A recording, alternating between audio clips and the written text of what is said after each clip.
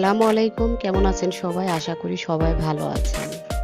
আমি এখানে শিং মাছ নিয়েছি রান্না করার জন্য। শিং মাছটা ভালো করে পরিষ্কার করে নিয়েছি। যেখানে কাটা দেখতে পাচ্ছেন, এই পিঠের উপর দিয়ে দুই পাশে দুইটা বড় বড় রগ থাকে। তো আমি এভাবে করে কেটে রগগুলো বের করে নিয়েছি। তো সবগুলো মাছই কিন্তু আমি এভাবে করে পরিষ্কার করে নিয়েছি। আর এই যে ভিতরে ফুলকোর মতো থাকে সেটাও বের করে নিয়েছি। আর শিং মাছের ওই খালোটাই কিন্তু আস্তে ভালো করে তুলে এভাবে পরিষ্কার করে নিতে হবে। আর এখানে আলু দেখতে পাচ্ছেন আমি এভাবে করে কেটে নিয়েছি। তো আলু দিয়ে আমি শিং মাছের একটা ঝোল তরকারি রান্না করব, সেটাই আপনাদের সঙ্গে শেয়ার করব। আশা করি সবার ভালো লাগবে। তো রান্নার জন্য আমি কড়াইতে তেল দিয়েছি, গরম হয়ে গেছে। এবার দিচ্ছি সামান্য পরিমাণ লবণ, দিচ্ছি সামান্য পরিমাণ হলুদ। এবার আলুটাকে আমি ভেজে নেব, কারণ এখন আলু পুরান হয়ে গেছে। আলুটা এমনি রান্না করলে ভালো লাগে না, তো একটু ভেজে পাক করলে ভালো লাগে। তো আমি এই জন্য আলুটা ভেজে নিচ্ছি। আপনারা চাইলে এভাবে করে ভেজে রান্না করতে পারেন।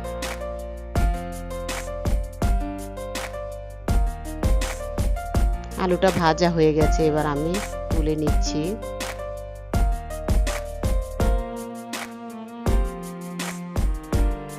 তো একই তেলে আমি দিয়ে দিচ্ছি আস্ত জিরার ফোড়ন। তো শিং মাছে আস্ত জিরার ফোড়ন দিলে ফ্লেভারটা সুন্দর আসে এবং ভালো লাগে তরকারিটা খেতে। দিয়ে দিচ্ছি পেঁয়াজ কুচি। তো পেঁয়াজ কাটতে কাটতে ওই যে এক সাইডে দেখতে পাচ্ছেন যে আস্ত একটা না, মানে 4 ভাগের 1 ভাগ কাটাই হয়নি, তো রয়েই গেছে। আসলে মনে ছিল না বা খেয়াল করিনি। তো পেঁয়াজটাকে এবার একটু ভেজে নেব। ভাজা হয়ে গেছে, এবার মশলা দিয়ে দিচ্ছি জিরা পেস্ট, রসুন পেস্ট, আদা পেস্ট। এবার মশলাটাকে একটু ভেজে নেব।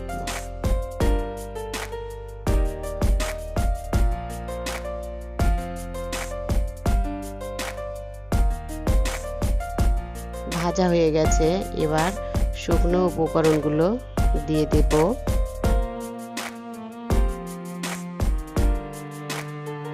দিয়ে দিচ্ছি হলুদ গুঁড়া, মরিচ গুঁড়া, ধনিয়া গুঁড়া, স্বাদ অনুযায়ী লবণ। মশলাটা আপনারা আপনাদের পছন্দ অনুযায়ী দিবেন, কারণ অনেকে মশলা কম খায়, অনেকে মশলা বেশি খায়। পরিমাণটা বুঝে শুনে দিতে হবে। দিয়ে দিচ্ছি সামান্য পরিমাণ পানি। এবার মশলাটাকে ভালো করে কষিয়ে নিতে হবে। মশলাটা কষানো হয়ে গেছে, এবার আমি মাছ দিয়ে দিচ্ছি। তো মশলার সাথে মাছগুলো একটু কষিয়ে নেব।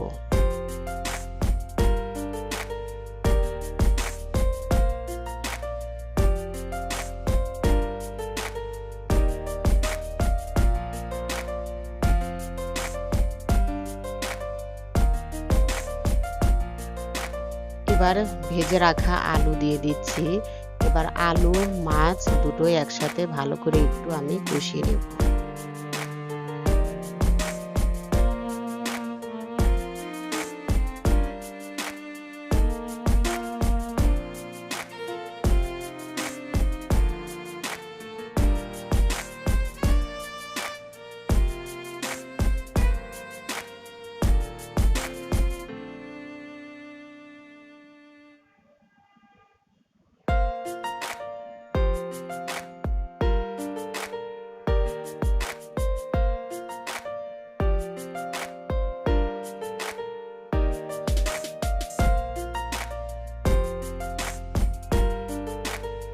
কষানো হয়ে গেছে, এবার আমি ঝোলের জন্য পরিমাণ মতো পানি দিয়ে দেব।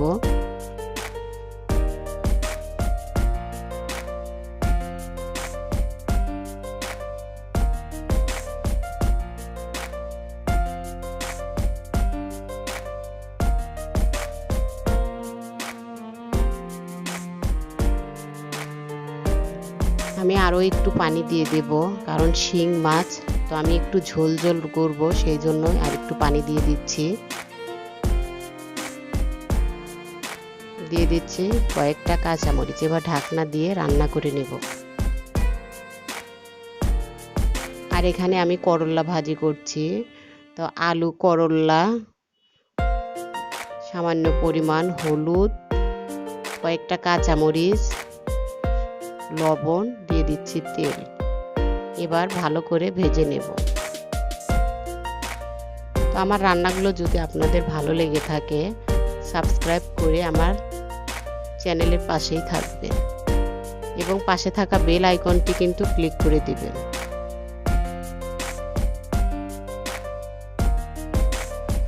আর যারা সাবস্ক্রাইব করে আমার চ্যানেলের পাশে আছেন তাদেরকে অসংখ্য অসংখ্য ধন্যবাদ।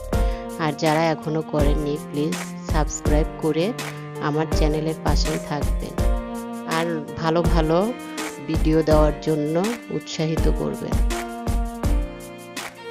তো আমার তরকারিটা কিন্তু হয়ে গেছে, করলা ভাজিটা হয়ে গেছে।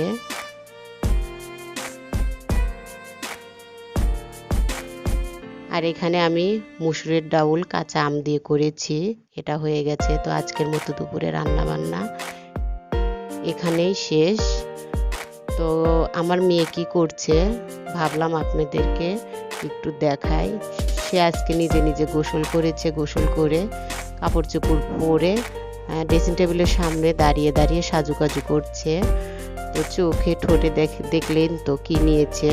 তো সে কিন্তু কালার পেন্সিল দিয়ে কিন্তু চোখে ঠোঁটে আর্ট করেছে।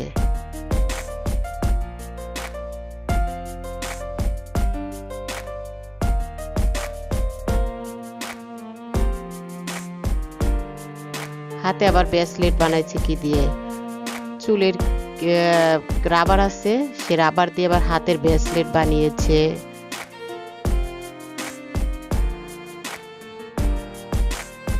আঙ্গুলে আংটি নিচ্ছে সে। তার মাছের খেলনা আছে, সে মাছের খেলনার এই যে মাথা দিয়ে হাতের আংটি বানাচ্ছে। তো সবাই মাশাআল্লাহ বলবেন। আর আমার মেয়ের সাজুকাজু কেমন হয়েছে কমেন্টস বক্সে কমেন্টস করে জানাতে পারেন। বিদায় নিয়ে নিচ্ছি। যে যেখানে থাকবেন ভালো থাকবেন, সুস্থ থাকবেন, নিরাপদে থাকবেন, আমাদের জন্য দোয়া রাখবেন। আল্লাহ হাফেজ।